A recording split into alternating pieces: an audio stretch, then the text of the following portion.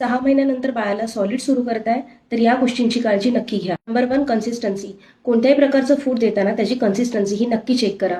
यामध्ये डाळीचं पाणी किंवा भाताचं पाणी फक्त न देता त्याची प्युरी करून द्या किंवा तुम्ही डाळ आणि भात यांची खिचडी बनवून एकदम पातळ प्युरी करून त्याला देऊ शकता. Number 2, salt and sugar. 1 वर्षाखालील बाळाच्या किडनीज या इमॅच्युअर असतात.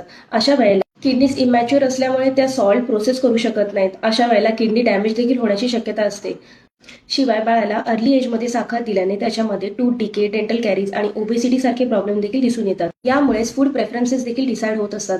जर तुम्ही तुमच्या बाळाला अर्ली एजमध्ये साखर टाकलेलं, मीठ टाकलेलं अन्न देत असाल तर पुढे जाऊन यांच्यामध्ये जंक फूड खाण्याचे प्रेफरन्सेस देखील वाढतात. नंबर 3, दूध आणि बिस्किटे. बाळ काही खातच नाहीये म्हणून त्याला भरभरून गाईचं दूध देतात आणि याचमुळे बाळाला आयर्न डिफिशियन्सी, अॅनिमिया होण्याची देखील शक्यता असते. शिवाय बिस्किटे खाल्ल्याने बाळाला एम्प्टी कॅलरीज मिळतात आणि बाळाचं पोषण होत नाही. Number 4, fruit juices. सुरुवातीला काही दिवस बाळाला फ्रूट ज्यूस दिल्यानंतर त्याची कन्सिस्टन्सी ही थिक करणं गरजेचं आहे. त्यासाठी फ्रूटच्या आतला गर हा मॅश करून पातळ करून त्याला भरवणं गरजेचं आहे. नंबर 5, बाळाला कोणतेही नवीन फूड इंट्रोड्यूस करताना एका वेळी एकच फूड इंट्रोड्यूस करा. यामुळे बाळाला त्याची टेस्ट देखील कळायला मदत होते आणि त्या फूडमुळे बाळाला कोणती ॲलर्जी होणार असेल तर ते देखील आपल्या लक्षात येईल. सुरुवातीचा 1 वर्ष बाळाची ग्रोथ ही खूप फास्ट होत असते. अशा वेळेला बाळाला न्यूट्रिशियस फूड देणं ही गरजेचं आहे.